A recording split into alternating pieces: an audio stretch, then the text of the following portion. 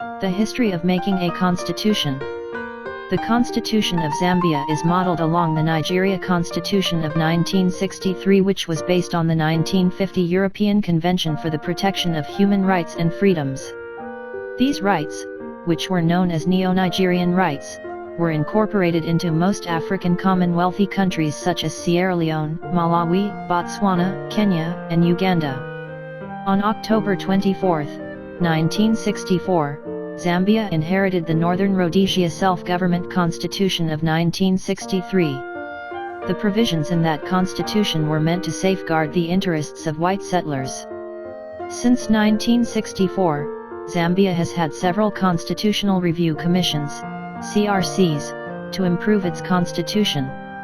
The first one was the Chona Constitution Review Commission in 1972, which recommended the establishment of a one-party participatory democracy. It outlawed or banned the formation and existence of any other political party apart from the United National Independent Party, UNIP. That was the beginning of the Second Republic. A constitution that outlaws the formation of other political parties does not encourage free electoral activity. For example, during the Second Republic, elections were more of a plebiscite in nature, where Zambians voted yes or no for a single president candidate. A plebiscite is a decision made upon a political question by a vote of all eligible citizens. A plebiscite can also be referred to as a referendum. The second constitutional review was the Mvunga Constitutional Review Commission of 1991, which endorsed that Zambia should revert to multi-party democracy. This marked the beginning of the Third Republic. The third constitutional review was the Mwanakatwe Constitutional Review Commission of the 1995. The main amendment that the review made was the percentage of the person contesting the presidency of Zambia. The review recommended that only persons whose parents were Zambians by birth would qualify to be candidates of presidency. This recommendation was adopted by Parliament. Thus the 1991 Constitution remained intact apart from few amendments made by the Mwanakatwe Constitutional Review Commission. In 2003, President Mwanaweza appointed a Constitution Review Commission to collect views of the public within Zambia and from Zambians living outside Zambia, on what kind of a constitution that should exalt and effectively entrench and promote legal and institutional protection of fundamental human rights and freedoms would stand the test time. The commission was chaired by Mung'omba, and hence the commission is popularly referred to as the Mung'omba Constitution Review Commission. The commission received a total of 12,569 submissions. The commission, recommended some progressive constitution provisions as well as the adoption of its draft constitution by a constituent assembly, constitutional conference, or a body with a broad representation. The reasons advanced for a constituent assembly were inter alia. Parliament was not representative enough of all the various social interests in the country. 2. The adoption of the constitution through Parliament undermined the will of the people in constitution making. 3. The formulation of a new constitution should be more inclusive, broad-based, gender representative, and it should encourage the participation of citizens in order to give the constitution-making process legitimacy.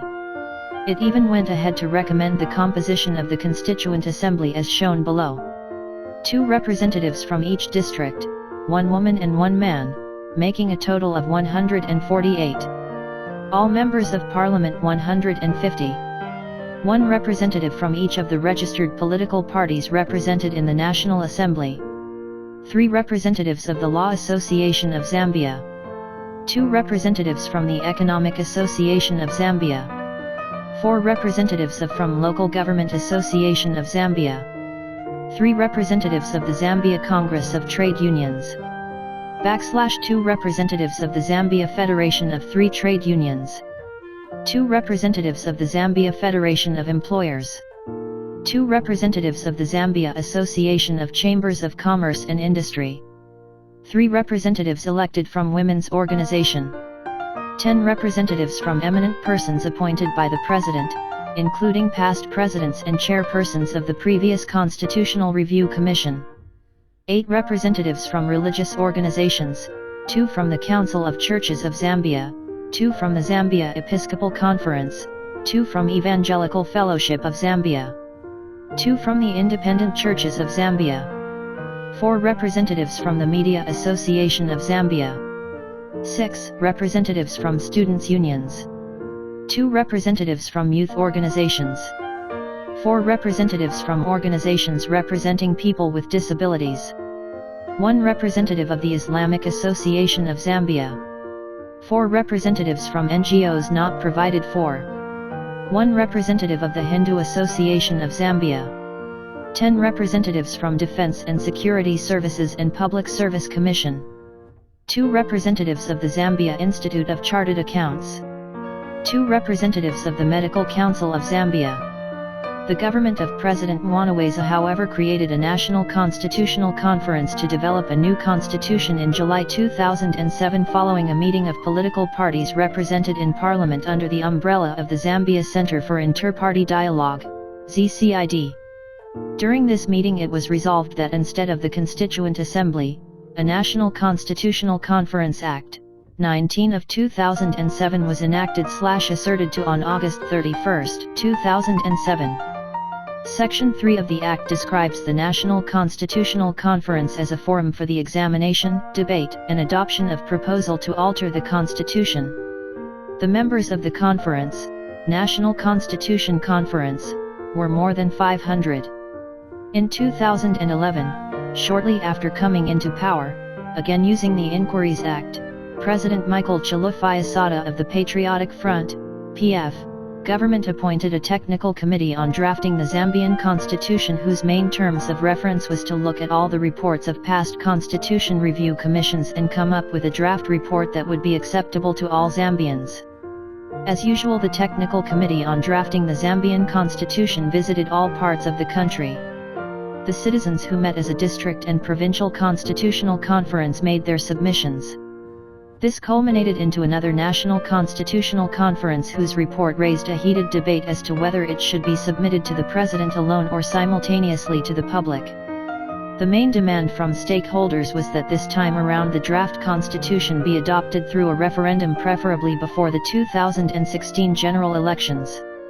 However, it appeared that both the stakeholders and the government reached a compromise agreement of allowing the Parliament to adopt the draft constitution after a thorough debate. The only part of the Constitution which was to be subjected to a referendum was Part 3, which contained Bill of Rights. There was also an agreement by both the stakeholders and the government that after the debate in Parliament the draft constitution was to be sent back to the public for scrutiny.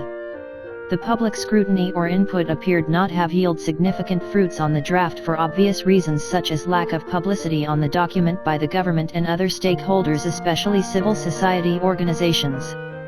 Due to limited time, the draft was taken back to Parliament after the public input and had to reconsider some few feedbacks from the general public. However, it should be noted that the majority citizens appeared to be satisfied with the contents of the draft, hence did not strongly oppose the entire document apart from few provisions such as appointing cabinet ministers outside Parliament. Some stakeholders argued that cabinet ministers needed to be appointed outside Parliament as this would bring efficiency in the implementation of government policies which have been highly politicized in the past by ministers who are appointed from within Parliament. When the Parliament was satisfied with the draft, the date for assent by the President was set to make the document become official supreme law of the land. On January 5, 2016, the then President of the Republic of Zambia, Edgar Chagwe Lungu, assented to the document, which made the document became the official binding supreme law of the land. Characteristics of a good constitution. It should always cater for the interests of various groups in society. It should protect the rights of all citizens. The language used in the document must be clear in order for ordinary citizens other than the lawyers to understand. It must not be too technical. It should stand for a test of time. It should protect and respond to the social, economic, and political needs of citizens. It shouldn't be too rigid nor too flexible. The importance of a constitution. It is owned and guarded by citizens. Promotes and protects the rule of law. Sets out the functions and composition of the wings of government. Ensures democratic governance. Gives equal opportunities for individual development.